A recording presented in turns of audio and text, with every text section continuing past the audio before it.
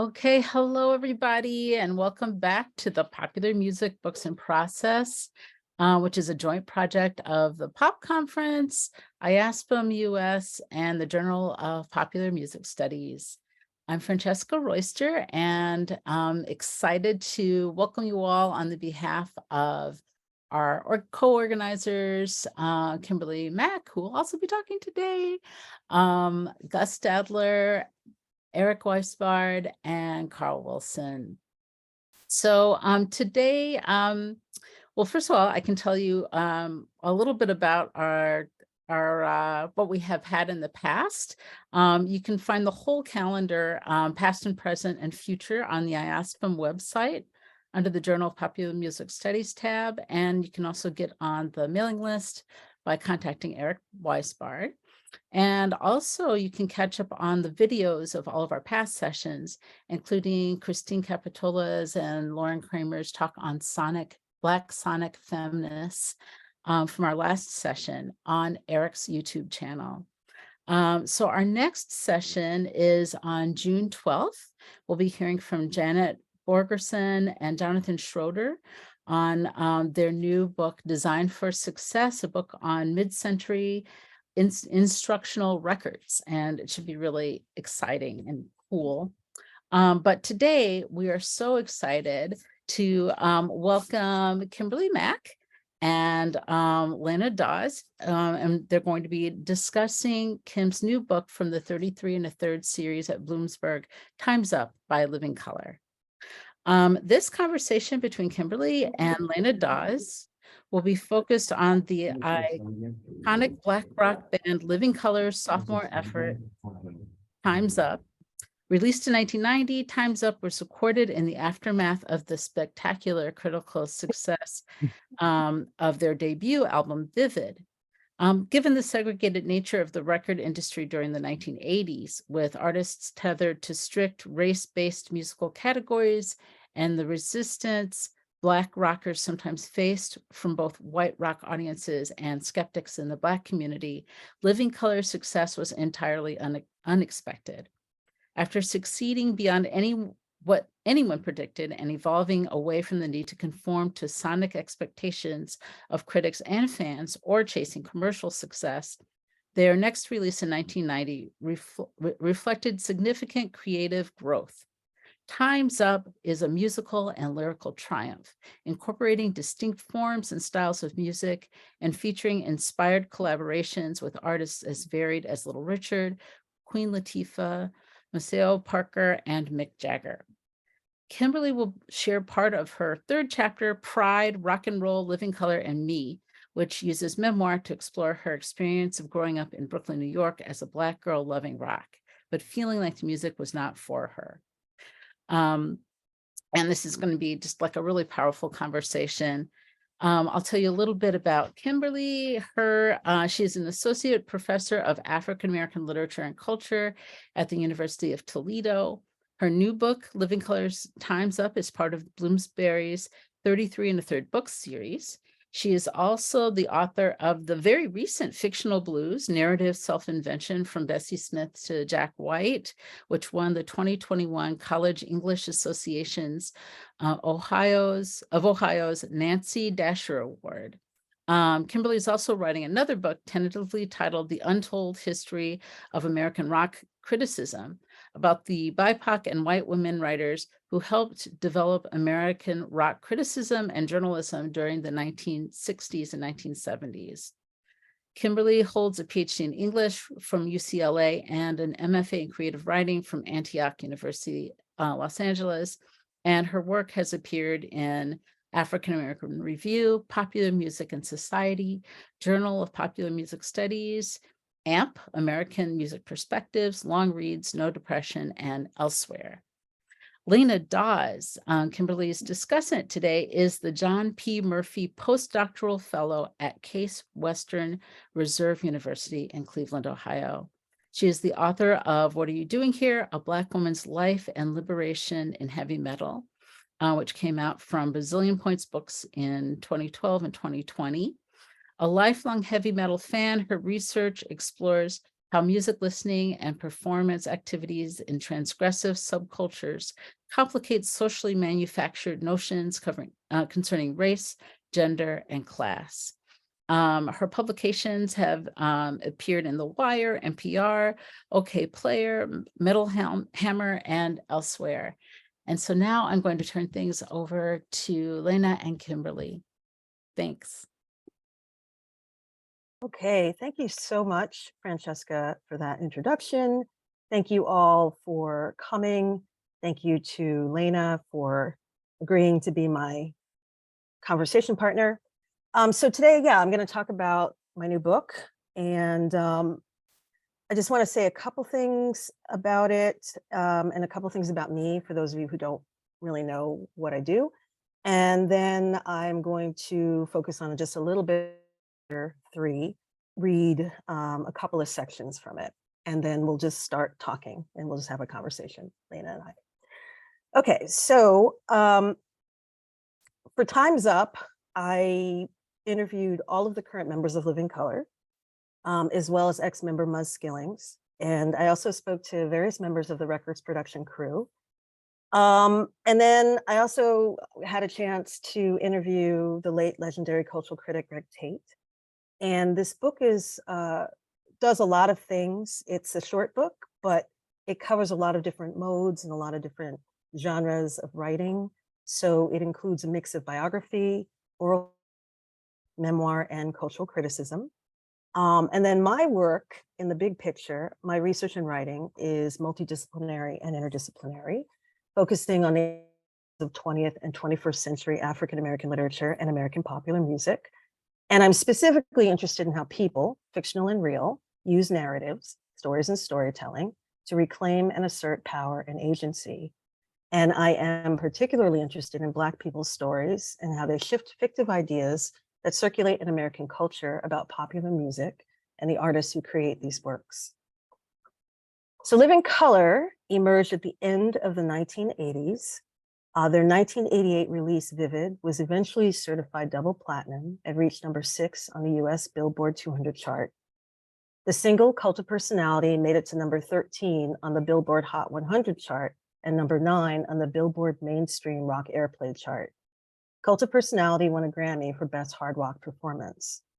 Vivid was also well reviewed, with publications like Rolling Stone and the New York Times showering the album and the band with praise. Living Color won a second consecutive Grammy Award for Time's Up in 1991.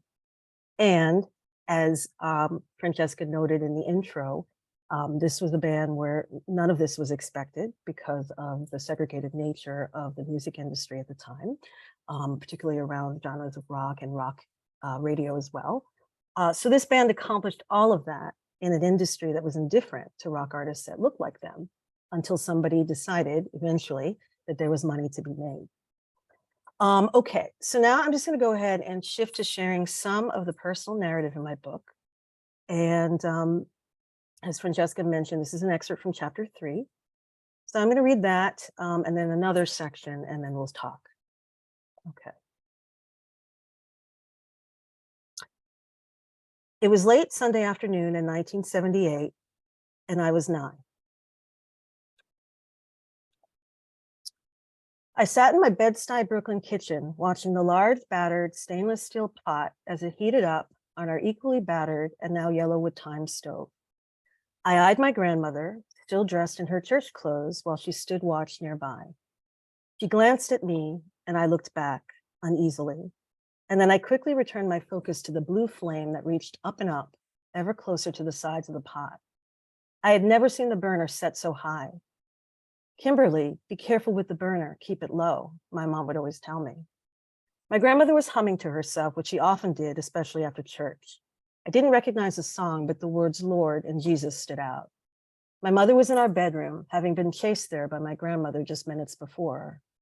My mom had used the full weight of her 5'2", 100-pound body to hold the door closed tight as my grandmother pulled and pulled using her own 5 foot and much heavier body. You stupid bitch, my mom taunted from behind the door. Get the fuck out of my house, my grandmother shot back. Even though the words were familiar, my mom and I lived with my grandmother out of financial necessity, and the two had some version of the same argument over and over again, They never lost their sting. I would flinch when my grandmother told my mom to leave, because that included me too. I looked away from the flame and saw my mom. She had come out of her room and was facing me. I held my breath. Why did I know it was coming while she did not? It didn't seem right. Before I could release my breath, my grandmother had pulled the pot off the stove and was hurling the boiling hot water at my mother. My mother was gone like a shot, and the water barely connected, but I was terrified. I grew up in a violent family. It was rage expressed in angry words and satiated in the completion of physical abuse. Grievances settled with a fist in the face or boiling water flung at a body. My mother and grandmother circled each other, two women, now both long gone, who were probably too much alike to have ever had the chance to coexist peacefully. My mother, having been physically and emotionally abused by her mother as a child and well into adulthood, was always braced for a fight, even as she did everything in her power to shy away from them. After divorcing my father when I was 3, she stayed single until I was 12 to avoid getting hit. In her mind, all men hit eventually. When my mother shared the same space with my grandmother, even for fleeting minutes, all bets were off. These two equally broken and strong-willed women fought almost every time they crossed paths, which was daily. I didn't know it then, but I internalized this violence and made myself small in order to make my mother's life easier. But I was also angry. When I said before that I grew up in a violent family, that was all true, but that doesn't tell the whole story. I also grew up in a musical family. My mother, grandmother, aunt, and uncles weren't professional musicians, but music was always there. My mother had a beautiful voice, and she sang all the time, around the house, to me, and later in the church choir when I was a teenager. As the story goes, when my mother was young, she was singing in a girl group that was good enough to have advanced far in a local talent show. In order to move forward to the next stage, she needed a nice dress, and my grandmother was unsupportive, insisting that my mother couldn't, quote, sing anyway, unquote. Yet music was at the center of my grandmother's world too. She sang along all day to a soundtrack that only she could hear. Sometimes she sang recognizable songs, and other times she hummed melodies without words. I was always happy to hear my grandmother singing, not due to the singing itself, but because usually when she sang, she meant that she had lost interest in whatever battle was occurring between her and my mom, or she might be in too much of a good mood to fight. None of that was predictable, though. Listening to music was also of value in our home, with my mother devouring rock music and influencing me to do the same. Rock offered a way for me to channel my quiet rage, and Living Color's Time's Up was the perfect sonic vehicle. I grew up loving U2, Squeeze, and Blondie while enjoying Led Zeppelin, Cheap Trick, Van Halen, and other hard rock bands, but their music didn't quite hit the same way as Living Color. There are likely many reasons for this, but chief among them was that Living Color rocked hard and they looked like me. Hearing Time's Up, the song, and the rest of Time's Up, the album, in 1990 was one of the earliest moments where I felt joy in the aggression itself, theirs and mine. I have no idea how many times I've listened to the track Time's Up, but each time I do, I'm struck by how powerful, exciting, heavy, moving, and immediate it feels. As soon as I hear the clocks and the insistent ticking that grows louder and louder, I find myself waiting, rapt, for the snap, snap, snap of Calhoun's drums. He hits those drums like he's mad at them, and I get it. The band has always talked about their love and admiration for the Bad Brains, and Time's Up is a clear homage. It was also the fulfillment of Glover's longtime love for hardcore and a desire to sing a hardcore punk rock song. And Time's Up certainly fits the bill. It has the blinding speed and sledgehammer aggression of the Bad Brains sailing on and Don't Need It, and the ingenious changes and unexpected melody of Band in DC. I always appreciate the changes in this song, the move from the furious hardcore with Skillings' simultaneously rhythmic and melodic, muscular and delicate bass line, and Calhoun's lightning fast drumming to a slowed down, funkier hard rock song. It's unexpected, but feels right every time. Real talk. I didn't grow up in an Afrocentric home. I want to be clear that I was reared in a family of proud Black people, including numerous Black women who modeled independence for me. And during the 1970s, when I was 7 or 8, my mother gifted me with the Black Book, a chronicle of Black American history from 1619 to the 1940s. But my mother did not allow me to watch Roots on TV because she was certain that it would scare me and inform my worldview. In other words, she was concerned to be afraid of white people, which certainly didn't align with her plans for my successful assimilation into mainstream white culture. I might go so far as to label my mother a feminist, but given that many of the feminists she admired were white women, our bodies, ourselves was a staple in our home, it is fair to say that it was not an intersectional brand of feminism. And all of this converges with the other message I didn't get growing up, that rock is Black. My mother and I were passionate fans of rock, but I was never explicitly told where the music came from. She played Jimi Hendrix, Thin Lizzy, and Garland Jeffries in our home, but mostly without political comment. So in 1990, my engagement, or lack thereof, with the next two songs on the album is reflective of these aspects of my upbringing. When I first heard History Lesson, and for years afterward, with its invocation of Africa, I would fast forward, this was in the days of cassette tapes, of course, to get to the part that rocks. 32 years later, my education, formal and informal, in Black American history has reshaped my interests and views, of course, but my history behind History Lesson is important as it shows why Living Color has made such an impact on me and my musical development. On Will Calhoun's song Pride, Reed's guitar riff is big. On an album featuring propulsive guitar and multiple hard rock tracks, this riff is particularly memorable. The drums are heavy and Glover's voice is thunderous, while Skilling's bass line is unobstructive and mellifluous. Don't ask me why I play this music, because it's my culture, so naturally I use it. I state my claim to say it's here for all to play. These lyrics struck a chord from the moment I first heard it. I was unsure of myself. I thought rock was white. Living Color gave me permission to love this music and to embrace it as my own. Time's Up, History Lesson, and Pride together set the tone for a record that is stylistically ambitious. While on the surface it appears that its greatest strength is its ability to engage multiple genres and forms, what Living Color also does well on this record is demonstrate that these genres and forms are malleable, permeable, and in many cases fictional. As Reed states, quote, "Before the genres ossified and became rules you had to follow, there was a huge amount of freedom, and bands had their stance right and did their thing," unquote. Skilling's adds an important twist. Some critics who mention Living Color's eclecticism use the term to undermine their legitimacy as rockers. But importantly, as Skilling's notes, Living Color's genre bending is not about the dilution of rock or seeking to create a fusion. Quote, "I was very conscious of the norms at the time and made very conscious, well-informed effort to expand the rock genre itself a bit at a time, while never violating the accepted rules of what rock was then. We pushed the boundaries by rocking through the boundaries." Thank you. Okay. Okay.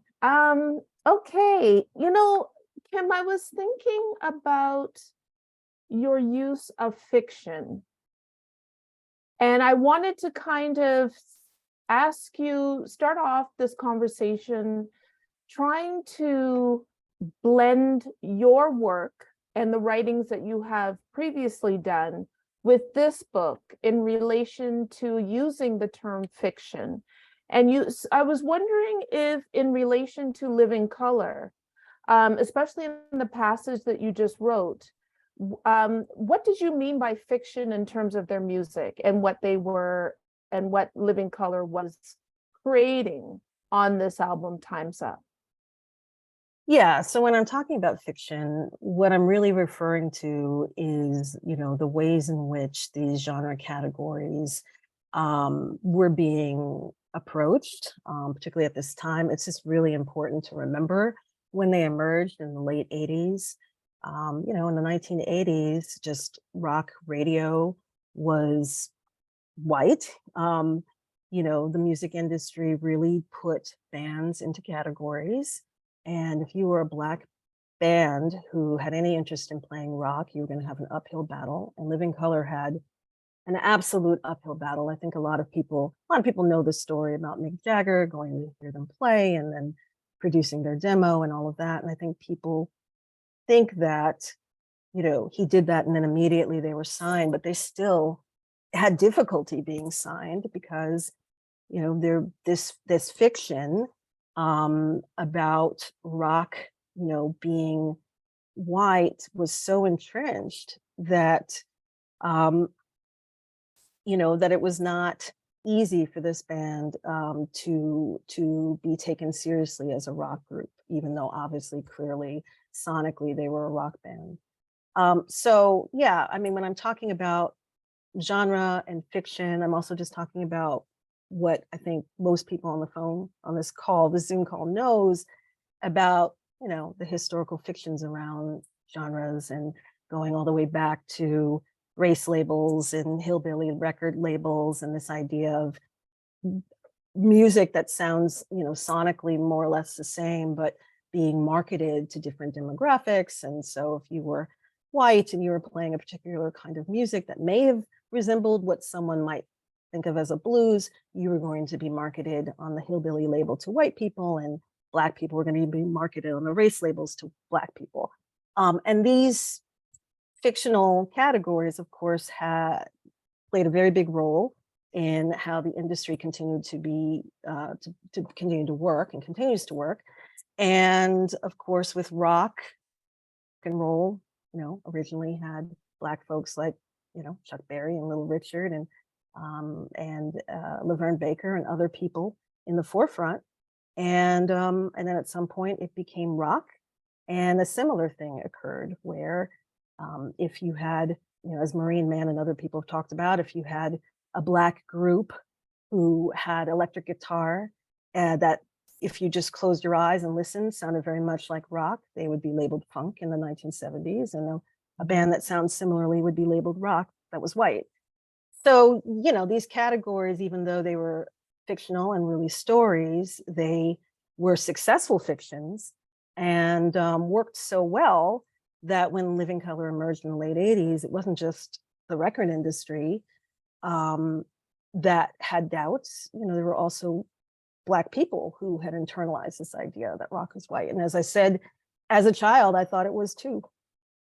Mm-hmm. As you were talking, I was thinking of a conversation I had over a decade ago with Cynthia Dagnell Myron, who I know that you have also talked to recently for your upcoming project.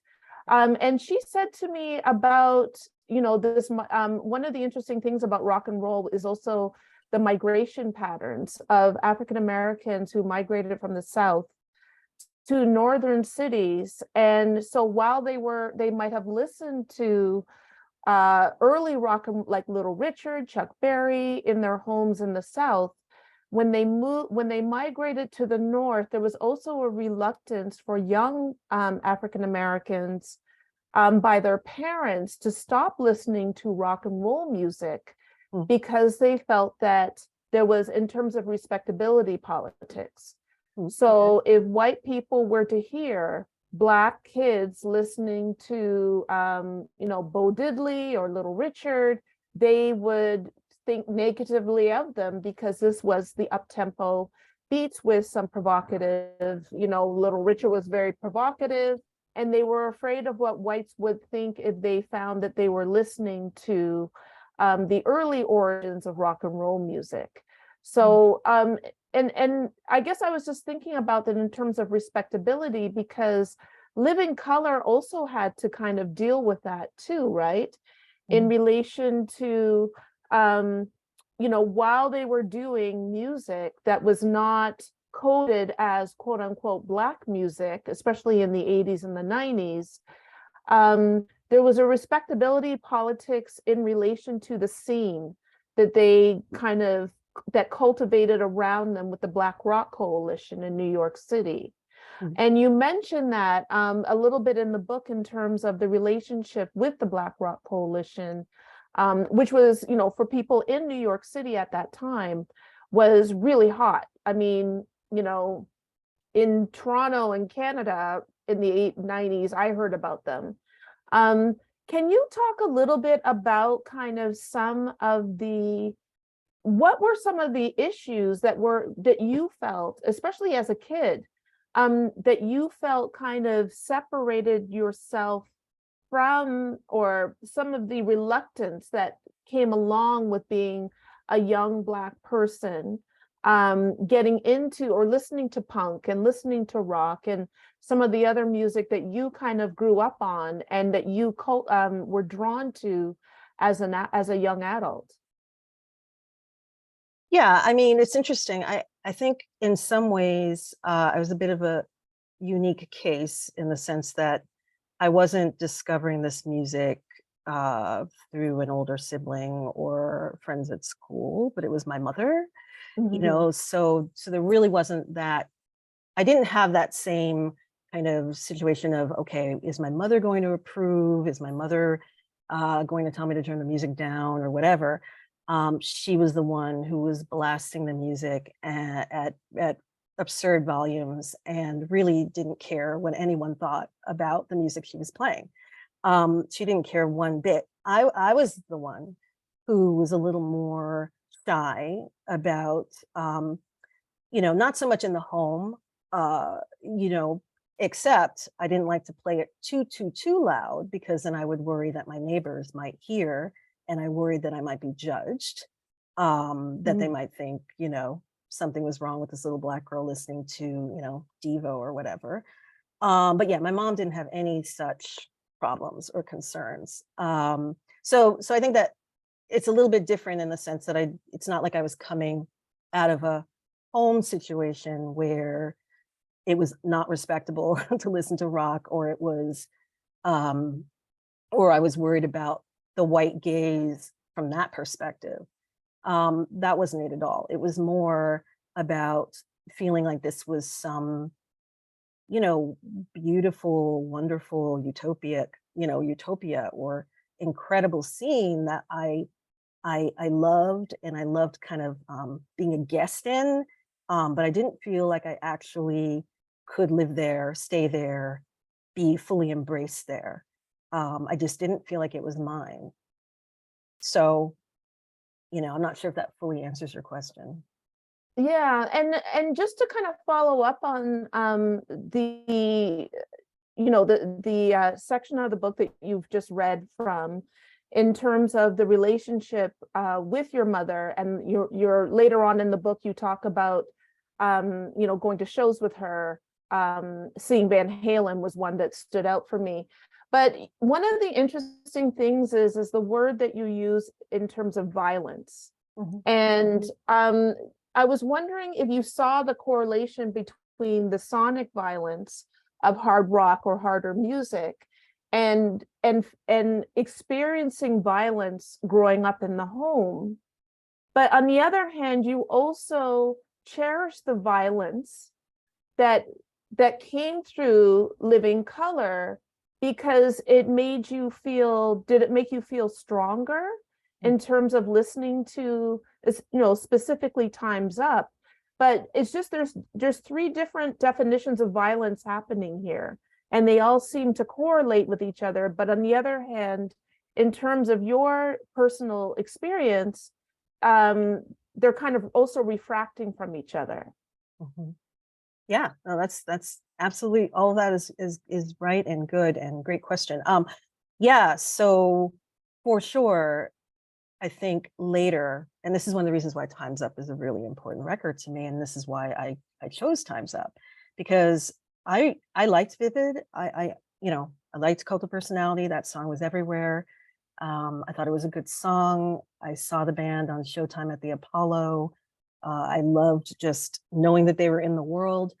And then, as I said, I owned Vivid and I liked it, but it really was Time's Up that I think really truly introduced me to this band, and listening to the title track Time's Up. And, as I said before, like Will Calhoun's drums and that opening and just the aggression really opened up a new world to me. And and I mention a boyfriend who I had at the time, who was actually my first serious boyfriend, and he's the one who I went to hear Living Color with in New York, and I talk about that at the very beginning of the book. And so he played a role here too in kind of my musical re-education, and moving a little towards harder music. Because as I said, I mean, I certainly grew up loving rock, and I liked Van Halen, and I liked, Led Zeppelin, and I liked some other bands as a younger person. But, it was Living Color and that moment that I had with Time's Up, and then listening to the whole record, and then of course devouring it multiple times after, where I realized that, oh yeah, like all this anger that I'm feeling, that I haven't had any place to put it.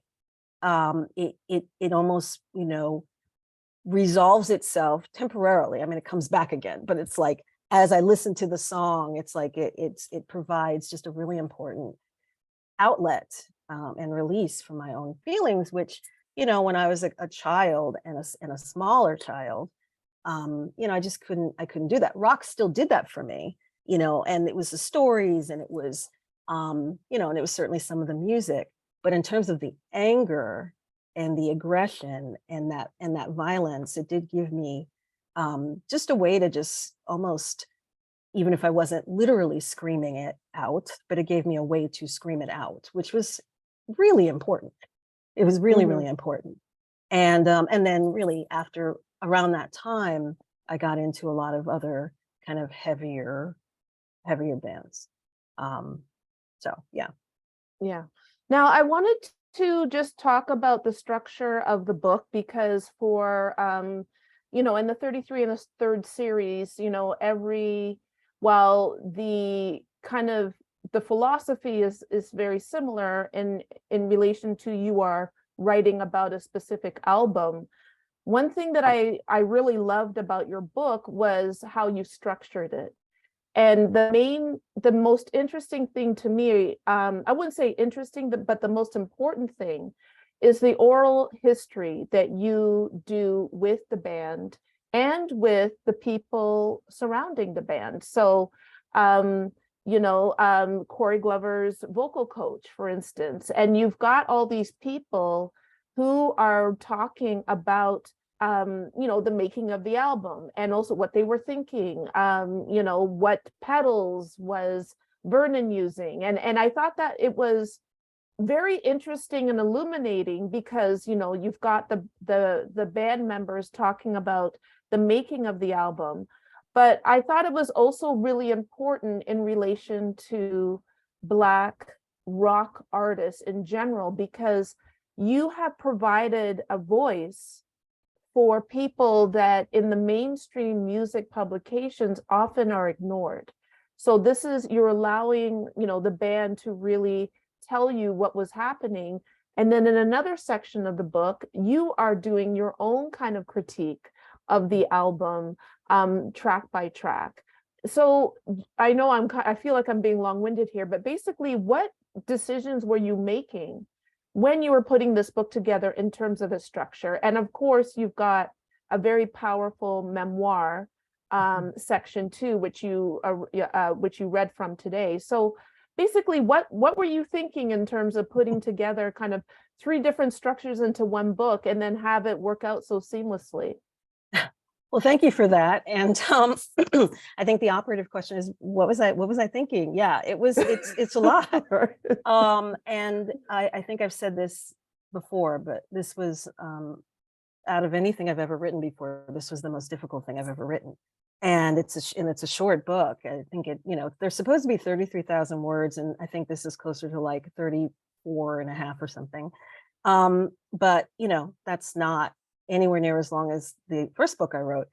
And but this was harder because it was challenging to write in all these different modes. And as Laina mentions, you know, the first chapter is a straight up biography of the band up until Time's Up. So not even up until Time's Up, I'm sorry, really up until Vivid.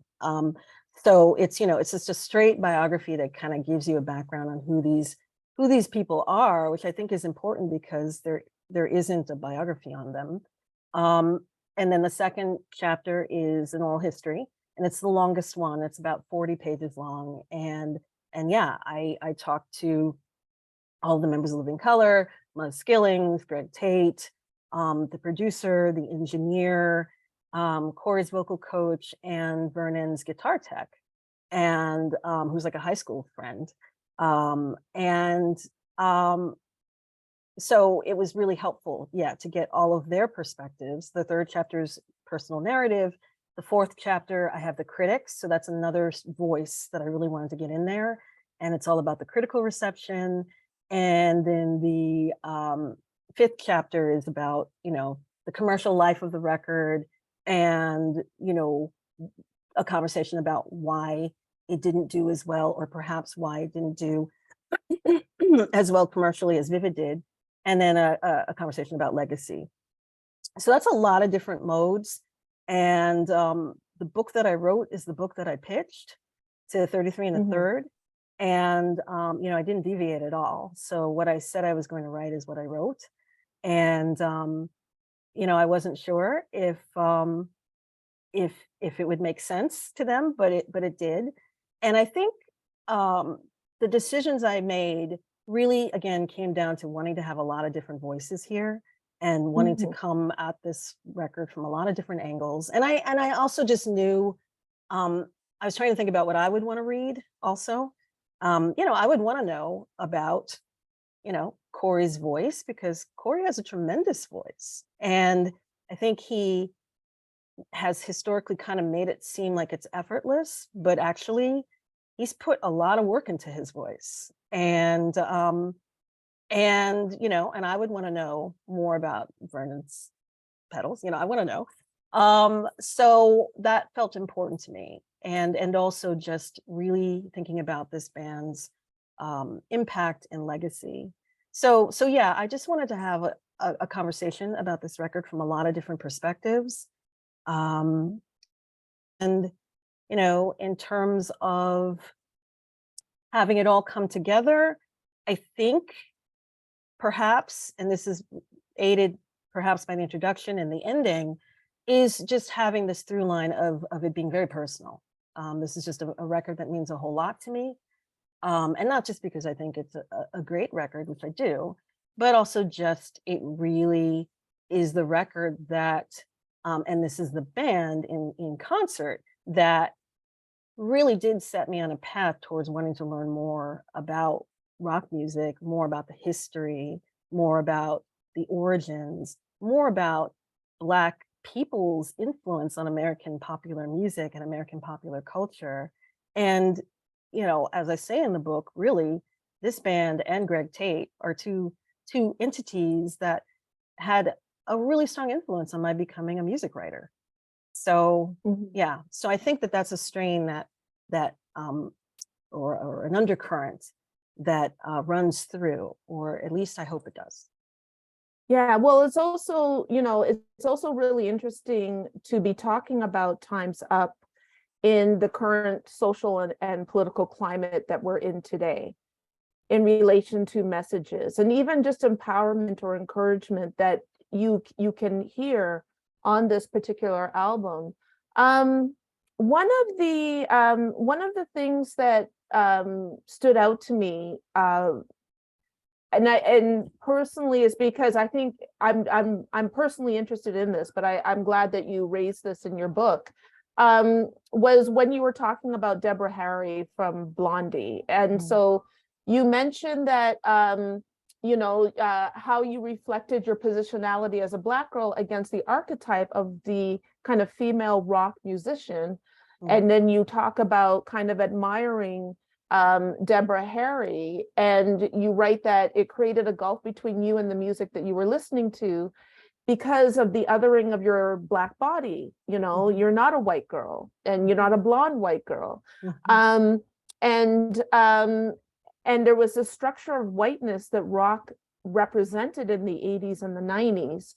And for a lot of us who were, you know, coming of age at that time, we just felt like it wasn't for us because we didn't look like that.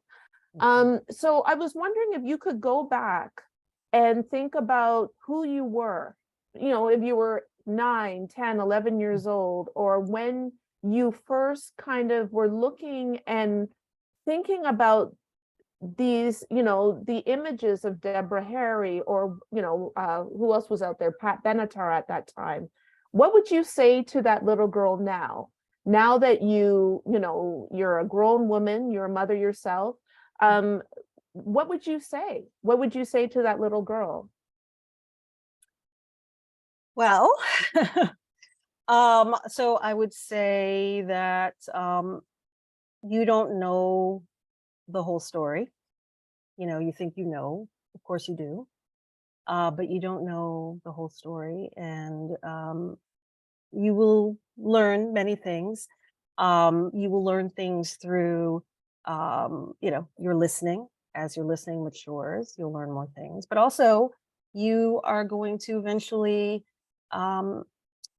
take up you know, the practice of reading and studying and researching, and you're going to find out that not only is this music that you love, that you feel like you're not a part of, your own, but also you're going to find out that those writers, some of those writers who you're devouring in those magazines, which I did, like Rolling Stone and Cream and Trouser Press and Relics and whatever else my mom had hanging around, that some of those writers buried in there also look like you, and you just don't know it. But you're going to learn that that's the case. And so, yeah, I would just want to let her know that she doesn't have all the information yet. And then also, I guess I would want to tell her that that she's fine the way she is and that she's beautiful. And yes, I do have not everyone on this call knows this, but I do have a little girl, a little Black daughter. And this is something that I try to impart to her every day. Mhm. So one of the interesting, and I guess this is more, I was just, I wrote this question. I realized that I didn't really ask a question, but I'm gonna say it anyway. So one of the themes that runs through the book is the importance of lived experience for both Living Color and you. So it's, you know, how we react to the music, and also the expression of lived experience through the music, which for people like yourself is an expression that in part represents the experience of many. So when do you ever, I guess this is a two-pronged question. The first one was, who were you writing to when you were writing this book? Now, you could be writing, it reads like you were writing for yourself, but I think that as someone who is very, you know, I'm a big Living Color fan, and, you know, this is what, you know, I'm into metal, whatever. So I'm personally interested, and I resonated a lot with the book. It affected me personally, but was there kind of a target reader that you were thinking about when writing this book? That's a great question. I'll say this. I was really interested in reaching Living Color fans, you know, just in general. And I think that's also why that oral history chapter felt important and necessary to me, because I really did want to give fans an inside look at the making of this record that I think is just a really important record. So yeah, absolutely, Living Color fans just in general. But I was also writing this book for sure to other Black people, whether they are grown-ups now or young and interested in music, and particularly interested in rock music, and they're just not sure whether they should be listening to it, or they don't see enough models for, you know, whether it's okay, or where, you know, and they're just unsure, or they don't have enough friends who look like them who also like the music. I was definitely thinking about those young people, or even grown-up people, who just want a point of connection with someone who experienced something that they did. And, you know, I've done a few interviews for this book now, and I've had a few, you know, with Black writers who have, okay, yeah, I recognize this. Like, I had the same experience. And I keep thinking, wow, like, there are enough people out there who maybe did have, and I just met somebody else, yeah, when I was in Ann Arbor. So I've had like at least 5 or 6 different Black writers or Black scholars, or both, say to me, yeah, I had this exact same experience or very similar. And yeah, what a difference it would have made if I had known that these people existed when I was a kid, if we all knew we existed, you know? Yeah, well, I think just, you know, I've already asked you this question, but I think that, you know, in terms of the allowance of energy, the allowance of aggression, and while this isn't the greatest term for this, but I think of sonic violence, and I think of it allowed a lot of people to exert that energy. Living Color did, and headbang or mosh or whatever physical mannerisms to express themselves in a way in which, especially now and also in the 80s and 90s, for young Black people to act physically, any instances of aggression was heavily monitored and policed by law enforcement. So they created spaces for people to really be able to communicate with themselves and others in a really unique way. And so, yeah, it is really important. Okay, well, I think, or do we still have, do I have time for another question, or we're okay? Okay. So I also wanted to kind of talk about, like, in terms of thinking about chapter 4 and maybe going into chapter 5, in terms of reading the reviews from music critics. Now, there was hardly, if at all, any criticism about the album. But I wanted to kind of talk to you about the descriptor of fusion. And whether you saw that the description of fusion coming up a lot when music critics were talking about Time's Up, and what does fusion mean? Because I know that for other Black rock bands, especially like coming up at the same time, so Fishbone, 24/7 Spies, Stone Vengeance from the Bay Area, people like to use the word fusion because they felt that they needed some type of sonic, some type of term to sonically identify that Black people were making this music, right? So it was almost like, did you find at any, and I know that you have said, like, you were surprised and pleasantly, very happy that there were no negative criticisms, there was no negative album reviews. Did you think about some of the terms, though, that were used as descriptors in these album reviews? Oh, yeah, absolutely. And so this is the thing that, so in chapter 4, I start with the because I feel like it's important to have a sense of what happened with Vivid in order to kind of make the way towards Time's Up. And yeah, I mean, many of the critics who about Living Color, of course, race was always an issue. Of course, writers don't usually write their own headlines. So, but all the headlines were always some sort of pun about them being Black and playing rock or whatever. And there was always the obligatory conversation about them being Black men playing rock in every article in the early years and of the earliest years. But there were definitely some writers who did lament out loud or talk about this of having to even discuss in these terms, since rock has Black origins. So it's not like every writer was kind of ignoring that, but so many writers did acknowledge that. As we moved on to Time's Up, race remained an issue, but it feels like a lot of writers quickly moved beyond it and kind of got to the music. And I think what happened a lot with descriptors is, sometimes it'd be fusion, sometimes it would be eclectic. The word eclectic would come up. When I was talking to Muzz, he talked about critics calling them funk rock or funky rock or things like that, which had a way of feeling like, an othering, like, why not just call it rock, and then there were some reviews where it'd be like, I can't quite remember exactly what the quote was now, so I might be getting it wrong, but something like, oh, it's like James Brown meets, Led Zeppelin, or James Brown meets blah, blah, blah, which is always just, an odd way and maybe a very subtle way of undermining their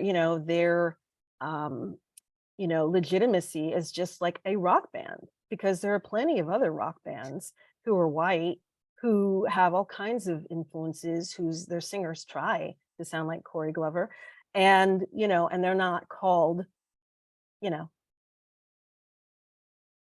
Led Zeppelin meets whatever. That's, so much of this is about race, and so much of it is about the ways in which writers were kind of clumsily trying to figure out how to talk about this band.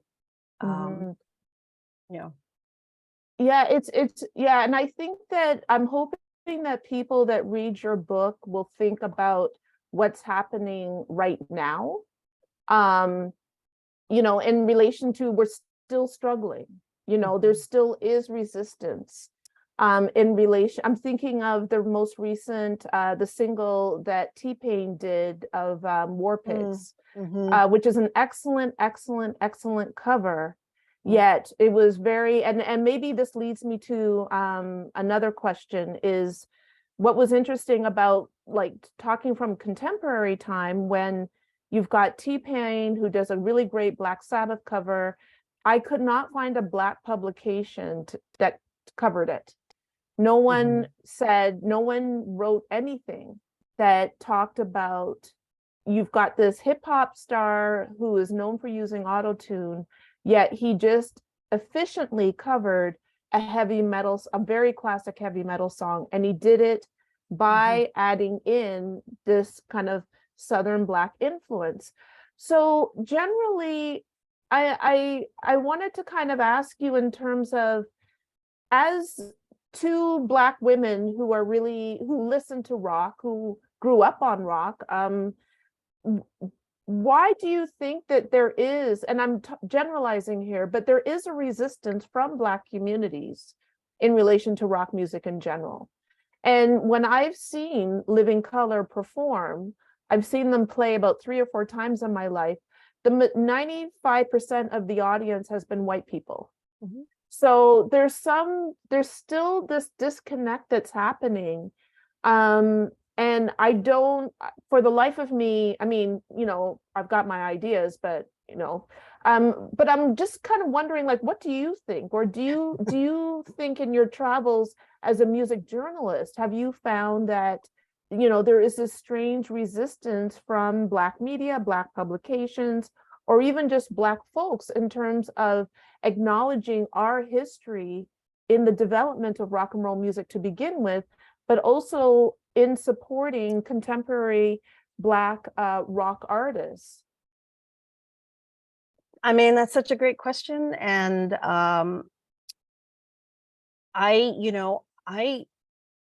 the only thing I can say, because I don't feel like I have a great answer here, because I've wondered this a long time myself. I've spent my whole adult life, I guess, wondering about this. But all I can do is kind of go back to my own experience and speak to what I was saying earlier about genre and narratives around genre, and the ways in which these musical categories were created, and the ways in which those categories, as Vernon put it, ossified. And I think that, that story is just a really powerful story. And I think it held. And I think that people, not all Black people, obviously, because as I said, I keep running into Black people who are close to my age, many of them, who are just like, oh, I was just like you. But plenty of Black people, I think, still internalize this idea of the whiteness of rock. And, and I think that some of it is just simple. There might be more complex reasons as well, but I just think that narrative was a really good one.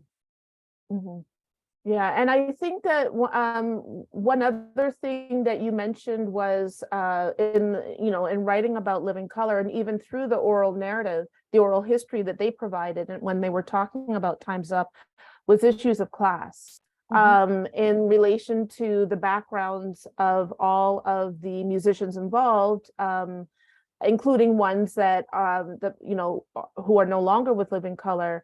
And the commonality is that all of the musicians, all of the band members, grew up in homes where music was appreciated, was celebrated, but they were also solidly middle class. And I know that one of the consternations that Living Colour experienced, from a New York perspective, from talking to people who grew up, let's say, going to CBGB's matinee shows in New York, who were more into the punk scene versus what Living Color was doing, was that there was some differences in terms of class, and class also tends to mean access. So, you know, if Vernon Reid is doing studio work or having some type of relationship with Mick Jagger, and Mick Jagger is like, hey, you know, let's check out this band. And that eventually leads them into getting signed, even though, as you mentioned in the book, it was not an overnight thing. You know, there's issues of class that I found that were really interesting.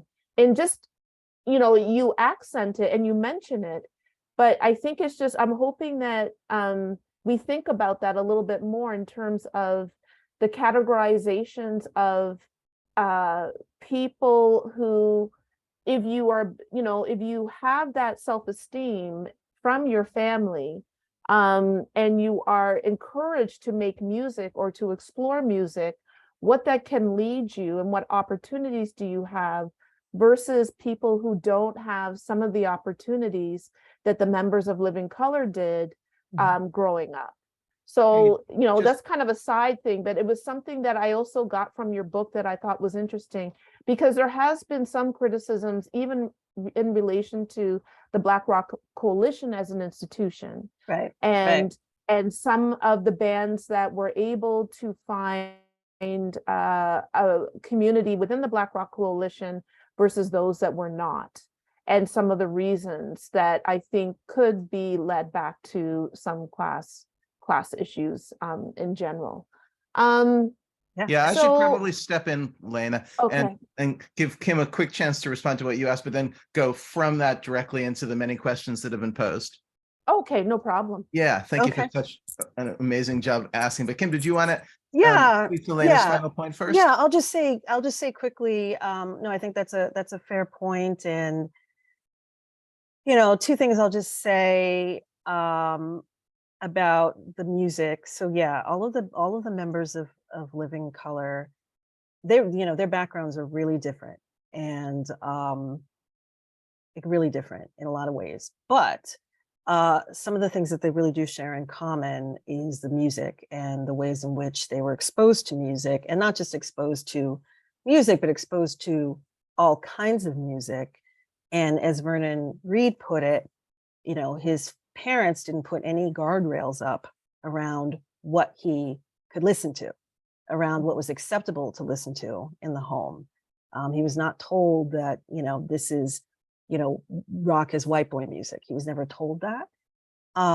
So I think that does make a difference. And then also the other members of Living Color had similar experiences where they had very, very diverse exposure to music.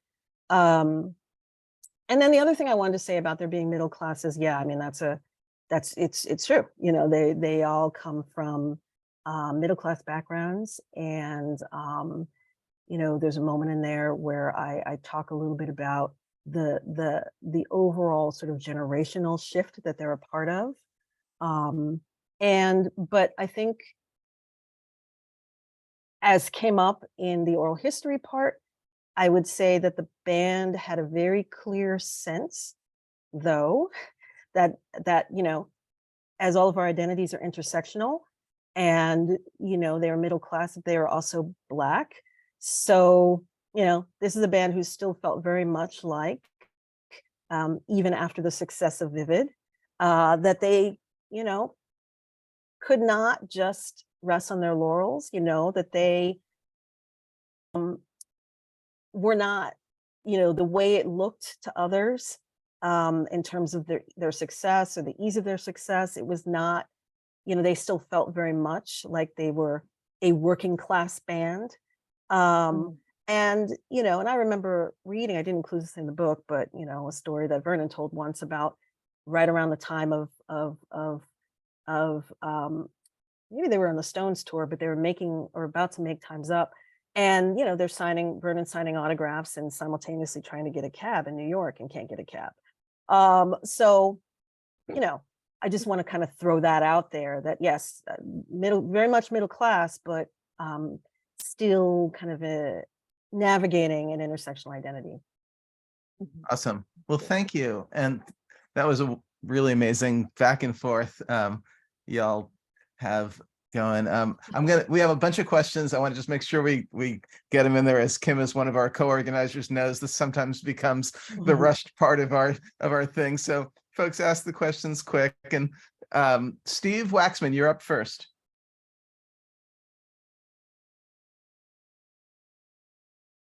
Okay. Am I audible? Yeah. Hi, Steve. Hi, Kim. Great job. Really looking forward to getting the book. I haven't gotten it yet. So thus my question is one that's kind of predicated on not having read it yet. Which is, I raised a question as to how much Living Color's relationship with hip hop might have anything to do with the narrative that you put together. And it was prompted by Laina's question about respectability politics. Because one of the things I remember reading and doing research on Lollapalooza is that they got into a bit of a conflict with Ice-T when they were on tour about the use of the so-called N-word. And he was using it very openly in that tour, and they were quite uncomfortable with the way he was doing so.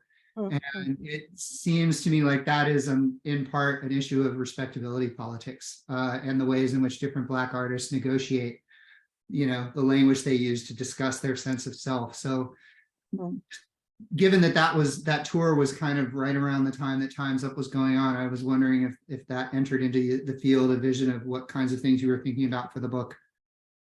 Yeah, no, that's a great question. So the Lollapalooza tour and Ice-T, actually, I don't really talk about that much in the book. I talk about the immediate tour after their North American and then going into Europe. Yeah, I guess their North American tour right after the immediate aftermath. But yeah, I mean, I was aware of that. In terms of hip hop, what I do talk about is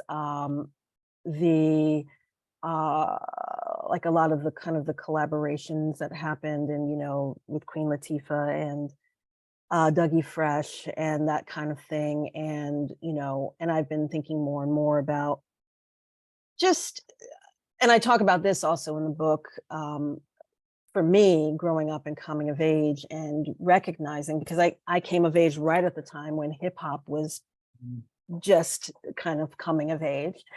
And of course, I had my rock fandom alongside that, and I did enjoy a lot of the hip hop, and and a lot of the things that I saw or heard in rock that I responded to in hip hop. And so I think Living Color bringing in Queen Latifah and Dougie Fresh, and having these kinds of folks on a record that they're not normatively associated with rock.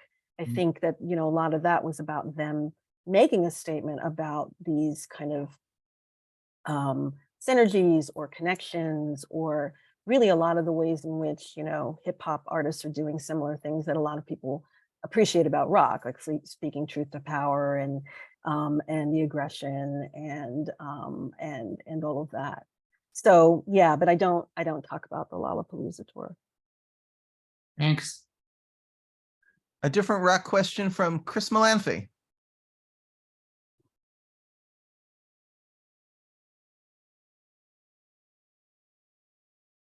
Hi, I don't hear you. Chris? Did you want to ask that question about AOR and Living Color? Yes. Can you hear me now? Yes. Sorry, I was on the wrong microphone. Hi, Kim, huge congratulations, obviously. I'm Thanks. very excited for the book. So because I am me and I can't resist this, I checked the Billboard Rock Tracks book while you were talking. And to my pleasant surprise, Time's Up is the most hit-packed Living Color album. It actually scored multiple hits on both the modern rock charts, which was the code for the alternative rock charts back then, and the mainstream rock charts, which was code for AOR, basically the format of Aerosmith, Bob Seger, Rush, that sort of thing. And I got to say that what impressed me was that the songs on this album, whether it was Type or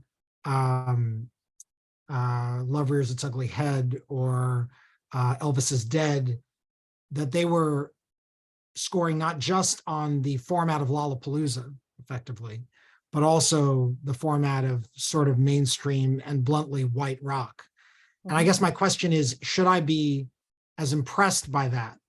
It's sad that my bar is set that low, but I was pleasantly surprised that, you know, this album did as well as it did. And I guess my sort of sub question is this album the closest thing Living Color had to what we call an imperial moment, where coming off of Vivid, radio was more likely to accept them, particularly white rock radio, bluntly? Yeah, no, I think so. And so what's interesting about Time's Up is that yes, like they had a lot of momentum coming off of Vivid. And so, yes, Type was put on the radio without question. They sold a lot of copies in the first like couple of weeks of Time's Up, but then everything kind of stalled out at some point. So they had a much more rapid ascent with Time's Up than they did with Vivid. Was a slow burn. Like Vivid was like, I mean, they did obviously really, really well, but the touring with the Stones helped with that. But Time's Up was just right out of the gate. They had a lot of access they didn't have before, but just at some point it kind of slowed down, and then it never matched what happened with Vivid. And I think Love Rears Its Ugly Head was the big hit. I think internationally, I think they had more luck with that than in the US, but yes, absolutely. I think they showed something to the powers that be. Okay, yeah, white kids are going to accept this, and so cool. We'll put you on rock radio immediately this time, instead of, because it took them a while to get on the radio the first time around. But it just that level of commercial success didn't last. Fair enough. Thank you. So perhaps the familiar in the category of the unfamiliar. Antonia, would you like to ask your question? Sure. Thank you for the conversation. The book seems incredible. Can y'all hear me? Yeah. Thanks. Yeah. Okay. I was wondering about contemporaries that might have served the same role for you as Living Color. I'm sure this is in the book, but qualities of the sound itself, because Fishbone had one of their big breakouts at the same time. And if Fishbone got there first, would Fishbone be your Living Color, or is there something about Living Color that made it Living Color for you? This is probably going to be the most unpopular opinion I have. I'm guessing in this Zoom room, but I like Fishbone, but I don't fully vibe with Fishbone. So I saw Fishbone live once. I listened to their music. I'm getting very long-winded here. If they had gotten there first, it wouldn't have had the same impact. It was about Living Color and their sound, and really, honestly, just how heavy they are. I never experienced Fishbone as being that heavy. Fair enough. I hope that answers your question. Somewhere out there, Jody Rosen is waiting to come to the defense of Fishbone, but that will be for a different book appearance that you make. Just expect it. Jody will ask the same question, and he will not be as nice as Antonia. All right. So Gus had a question, which then Francesca echoed. So Gus, ask the question, and Francesca, if there's anything you want to add to the question, feel free. Yeah, Kim, that was great. Kim and Laina, great conversation. The excerpt was amazing. I'm really looking forward to the book. I just wanted to ask sort of where you see Living Color's legacy present today, whether that's in certain bands or certain ways of listening, or ways of understanding genre, and I guess just maybe even more generally, like what you feel like the landscape is like, or soundscape, I guess, for Blackness and rock in the contemporary world. And Francesca, did you want to add anything to that? Oh, yeah, and just similar question, but also thinking about scenes and like kind of, yeah, if there is a scene that they're part of. I know Afropunk Mhm. is a space which has gotten some push and critique, but yeah. Thanks. Thank you both. And I'm going to invite Laina. If you want to also, I know you've got lots of opinions, to join me in answering this. I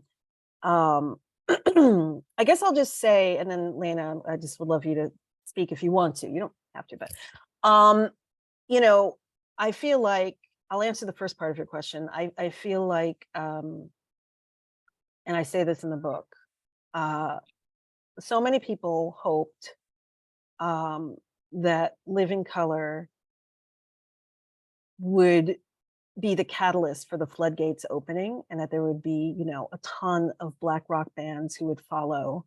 And when I say Black rock bands, I mean, you know, all Black rock bands following. And that did not happen. But what did happen is I think that they did make it possible for rock bands with Black people in them to find success. And, you know, Tom Morello is somebody who has said that himself. And I think that that's true, that they paved the way for Rage Against the Machine. I think they paved the way for TV on the radio. I think they paved the way for, you know, a guy like William Duvall, who's now the lead singer of Alice in Chains, being the lead singer of Alice in Chains. I mean, I don't know that that would have happened. There was some pushback on him, you know, of course. I mean, and it, you know, it went beyond race too, because obviously Lane Staley was such a beloved figure. But, you know, that's kind of a big deal that a Black person replaced Lane Staley in Alice in Chains. And so I think that, and Vernon Reid, by the way, was a bit of a mentor to William Duvall in his early days, and very generous with him. So I think that Living Color, they had a really important influence, and just cracking that door didn't swing open as widely as a lot of people would hope, but I think they cracked it open a bit and allowed some Black people to, you know, put their toe in and a few bodies in, and have some of that, you know, commercial success. But, you know, still there hasn't been a Black band, an all Black rock band as successful as Living Color since. So yeah, and I'll just hand it over to Laina. I'm sure Laina has lots of things to say about Afropunk and other things. Yeah, well, I think that, you know, what's really interesting is that I don't think, like, I do a lot of research in terms of, you know, the active Black participation in the underground heavy metal, hardcore, and punk scenes, and there's definitely a lot of bands coming up. There are a couple of all Black bands that are doing very well right now. One of them is called Zulu. They're a power violence hardcore band from Long Beach, California. Their latest album is amazing. They're really getting a lot of traction. And in New York in general, there is a Black POC underground scene, hardcore scene, which is thriving. And so unfortunately, I didn't have time at the POP conference in terms of showing an interview I did with a young Afro-Brazilian woman from New York, who is spearheading really the Black underground hardcore scene in New York City. She's really cultivating, doing a lot of shows, doing a lot of bookings, really mentoring a lot of young Black kids. So it seems like contemporarily, there's a lot of Black kids who are really interested in the punk scene and the history of the punk scene, and less into rock, and then less into heavy metal. And I think that it's not necessarily about punk music per se. I think it's the history of activism and individuality and DIY ethics that really attracts a lot of not just young Black kids, but, you know, kids of color. or marginalized kids from marginalized communities, whether it be queer, trans, non-binary kids, they all seem to be more drawn to the underground punk scenes these days because it's a way where they can make music, but they can also express themselves through the other cultural aspects of art, design, tattooing, whatnot. So that seems to be the movement right there. So, but what is really interesting with Kim's book is that I'm really hoping that young people, young musicians, probably in their 20s and so, will read this book, because I think that Living Color has been really under, it's not, I think that there's a generation of young Black kids who really need to learn more from Living Color in terms of the machinations of the music industry, or even in terms of their story, and really, and also in terms of their lyricism. And the fact that they were talking about issues, local issue or localized issues, at a time when a lot of other Black bands weren't. And we also need to shout out Mother's Finest, and also, Mother's Finest, and then Sandra said The Family Stand. Yes, because they also came up with Living Color. So in Afro-punk is a disgrace. They abandoned a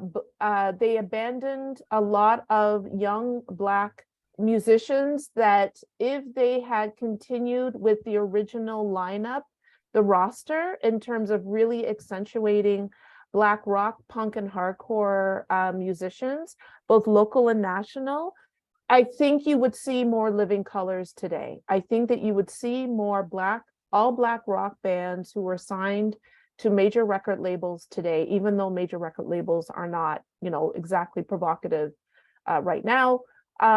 But I think that the fact that they abandoned Black rock and Black punk and Black hardcore bands says a lot in relation to what we can expect the mainstream to really be, to attract in the future. I think that they really did a disservice to a lot of kids who were really into those underground scenes when they chose to valor hip hop, R&B, neo soul, and that type of those musics in their festival, and they were slowly kind of dissipating with the punk and the rock.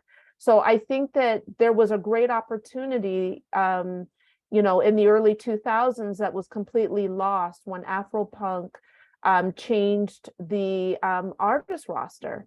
But again, there are scenes going on right now, but they are underground. They're not mainstream, but they're really there's a lot of amazing music that's happening right now by, members of the various marginalized communities that I hope that we all kind of start paying attention to. But I really do think that Kim's book is something that I'm hoping that a lot of young musicians do pick up, because it really is an important book in terms of Black history and Black American history, for sure.